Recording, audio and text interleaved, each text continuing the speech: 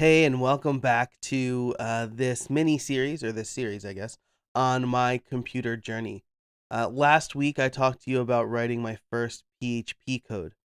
Well, not too long after that, I decided, hey, I should figure out a system for using this code to easily update my clients' websites. Now, this was the spring of 2004. I was doing more work, getting more side work. I was still a freshman in college, and I was making websites where my main money was in the retainer work. People would pay me monthly to update their websites. It wasn't as easy back in 2004 as it might be today because the landscape for content management systems was relatively new. And so I said to my friend Steve Mikosh, hey, I think I might write my own content management system where it's just like really easy for me to update websites. And he asked me if I ever heard of something called WordPress. And I said I didn't.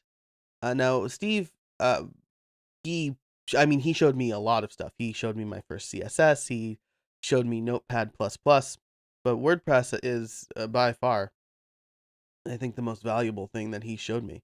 Um, he told me about this new content management system, this new blogging platform. It was still pretty much a blogging platform at that time, called WordPress, where you could easily update stuff, especially blog posts.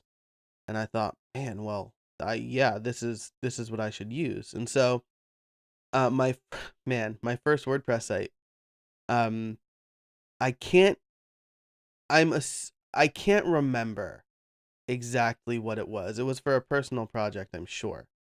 Um, but I remember it certainly was actually. It was my personal website, which was basically a blog, so it was a good starting point. And I remember writing pages directly to core. So I should start with this. In 2004, it was WordPress 1.5, and there was no support for pages or content or custom post types. It was just posts. Um, and categories.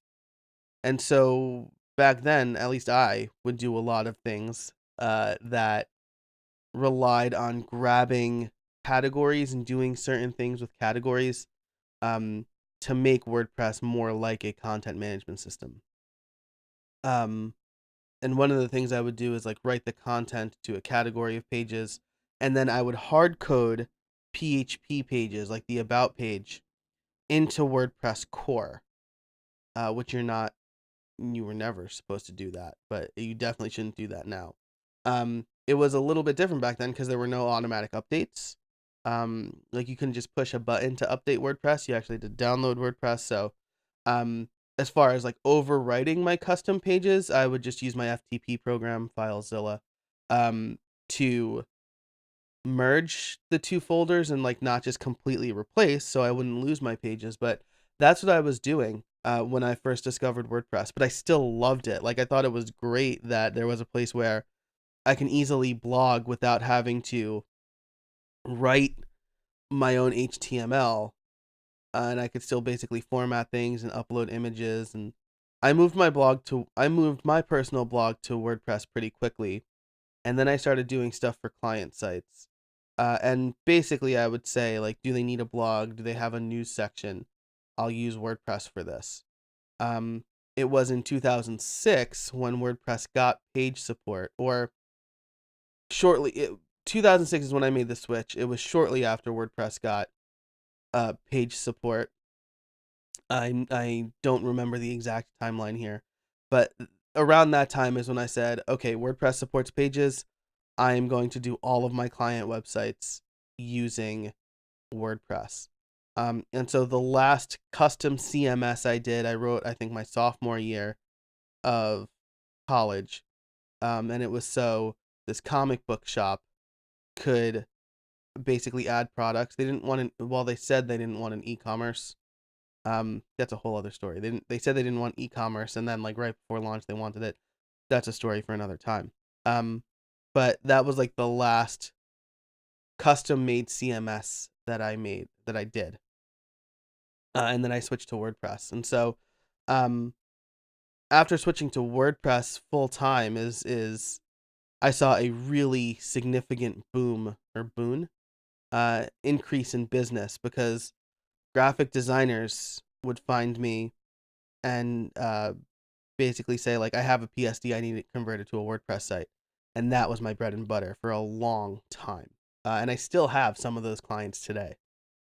So, um, WordPress was significantly important um, for my career, and I'm very grateful to have discovered it at such an early time. I think it launched in 2003, and I discovered it in 2004, and I've been using it ever since. So that's my WordPress story. I know that there's a lot of uh, hubbub in the WordPress space today. People are looking to jump ship, or they're moving to like Classic Press, which is pre WordPress 5.0 WordPress.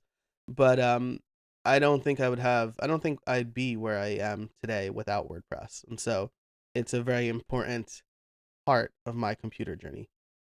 So thanks so much for watching. If you have any questions, feel free to leave them in the comment section below. And until next time, get out there and build something.